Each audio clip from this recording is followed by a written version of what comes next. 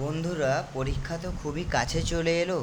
তো তোমরা এখন ভাবছো যে ভূগোলে তোমরা ফার্স্ট চ্যাপ্টারে 3 নম্বর ও 5 নম্বরের কি সাজেশান আসবে সেটা নিয়ে তোমরা খুবই চিন্তিত। তো বন্ধুরা, চিন্তা করার কিছু নেই। পজিটিভ থিঙ্কিং চ্যানেলে আজ আমি তোমাদের সাথে বহির্জাত প্রক্রিয়া ও তাদের দ্বারা সৃষ্ট ভূমিরূপে 3 মার্কসের যে সাজেশানটা দেব এবং 5 মার্কসের যে সাজেশান দেবো তার ভিতরে অলমোস্ট তোমাদের 99% কমন চলে আসবে। তো আমরা কোশ্চেনগুলো দেখিয়ে দেই। অবরোহণ ও আরোহণের পার্থক্য লেখো। নদীর বহন কার্যের 3টি প্রক্রিয়া সংক্ষেপে আলোচনা করো। কীভাবে জলপ্রপাত গঠিত হতে পারে? জলপ্রপাত পশ্চাৎপসরণ করে কেন, বা জলপ্রপাত নদীর উৎসের দিকে সরে যায় কেন? নদীর মোহনায় বদ্বীপ কেন গড়ে ওঠে ব্যাখ্যা করো। উপনদী ও শাখা নদীর পার্থক্য লেখো। উদাহরণসহ হিমবাহের শ্রেণীবিভাগ করো। পৃথিবীর সকল স্থানে হিমরেখা একই উচ্চতায় থাকে না কেন?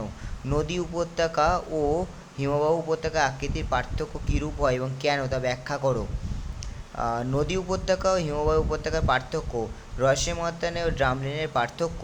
মরু অঞ্চলে বায়ুর কাজে প্রাধান্য দেখা যায় কেন? কী কারণে মরুভূমির সম্প্রসারণ ঘটে? লোয়েস ভূমি কীভাবে গঠিত হয় তা উদাহরণসহ লেখো।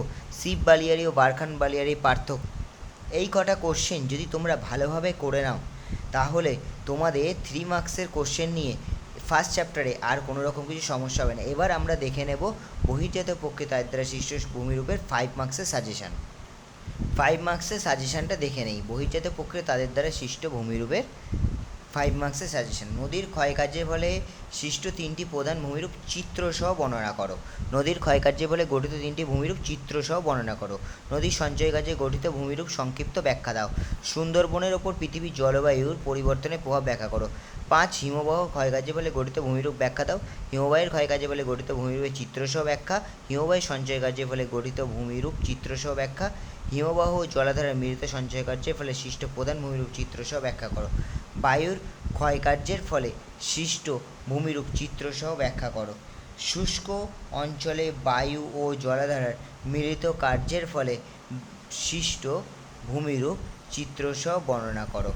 তো এই যে 10টা কোশ্চেন আমি তোমাদের সামনে আজকে আলোচনা করলাম, এই 10টা কোশ্চেন আর 3 মার্কসের যে 15খানা কোশ্চেন আমি তোমাদেরকে আজকে দেখালাম, এই কোশ্চেনগুলো যদি তোমরা প্রপার ওয়েতে ঠিকঠাকভাবে পড়ো এবং ঠিকঠাকভাবে পরীক্ষার খাতায় লিখে আসতে পারো তাহলে আমি আশা করি যে তোমাদের এখান থেকে আসা যে 12 মার্কস এখান থেকে আসবে এই চ্যাপ্টার থেকে, তার একটা নম্বরও তোমাদের কাটা যাবে না।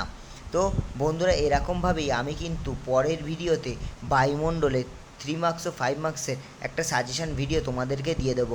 এই ভিডিওগুলো এত আগে থেকে দিচ্ছি তার কারণ হচ্ছে তোমাদের যারা টেস্টে, তোমাদের স্কুল টেস্টের এক্সামে যারা ভালো প্রিপারেশান নিতে পারো এবং তার সঙ্গে যেন মাধ্যমিকে তোমাদের এক্সামে গিয়ে যেন কোনো রকম সমস্যার সম্মুখীন না হতে হয়। তো বন্ধুরা, যদি ভিডিওটা ভালো লেগে থাকে তো অবশ্যই লাইক কমেন্ট সাবস্ক্রাইব করে দিয়ে পজিটিভ থিঙ্কিং চ্যানেলের সাথে যুক্ত হয়ে থাকো।